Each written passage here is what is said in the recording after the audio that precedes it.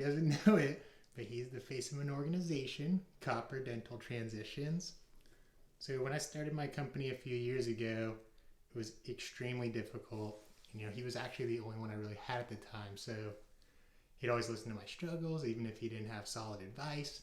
But the guy, he's a great listener. So I was sitting there one day and I was like, all right, I wish everybody had someone just like Copper when they're going through these tough times.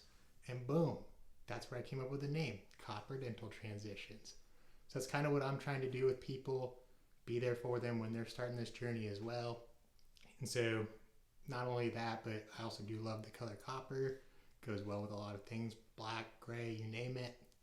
So with my business name, it's got a little piece of my life. I'll let him get out of here, the star. So it's got a piece of my life, also explains what I do. So that's kind of when you're naming your business officially, there are a few steps. And this is something I get asked by clients a lot. So I thought I'd share a video with you guys. So kind of like my story, you want to showcase something that is important to you and revolves around your mission.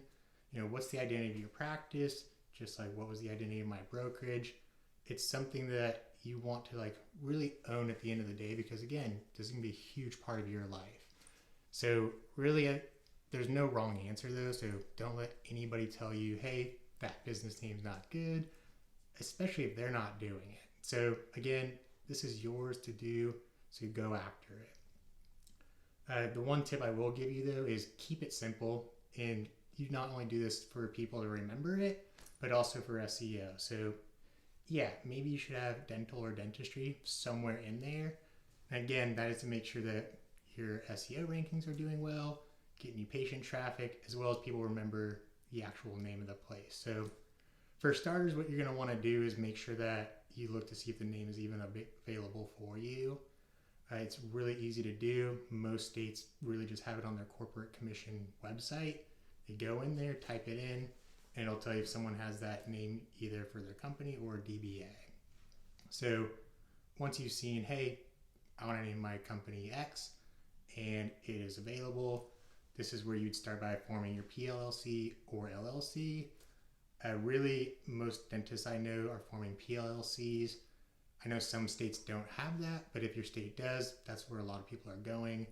It gives a little more protection for licensed individuals. So even myself, I have my commercial real estate license, and my company is a PLLC. So it's actually, the legal name is Wommeldorf PLLC. Then I have a DBA of Copper Dental Transitions, just like how you can go get a DBA as well.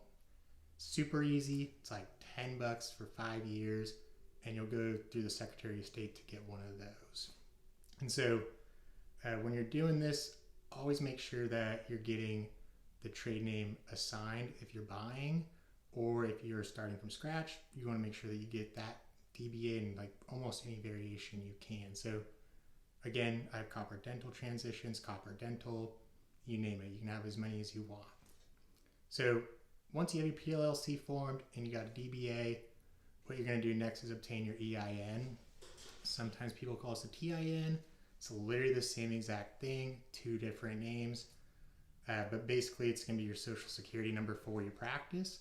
It's going to be a number you're going to use for a lot of things, from bank accounts to insurances. Pretty much something you're going to almost probably memorize at the end of the day. So once you have that, that's the key to be able to open that bank account though. So once you're ready to set up your business account, because again, you want to keep that separate from your personal account, these are the steps that you'll need in that order. So kind of circling back on what I just went over on those steps, made it super easy for you right here. You can go ahead and take a picture of that if you want. So basically at the end of the day, it's going to be in the steps as well. You're going to form your PLLC or your LLC, get your DBA, obtain your EIN, and then set up your bank account.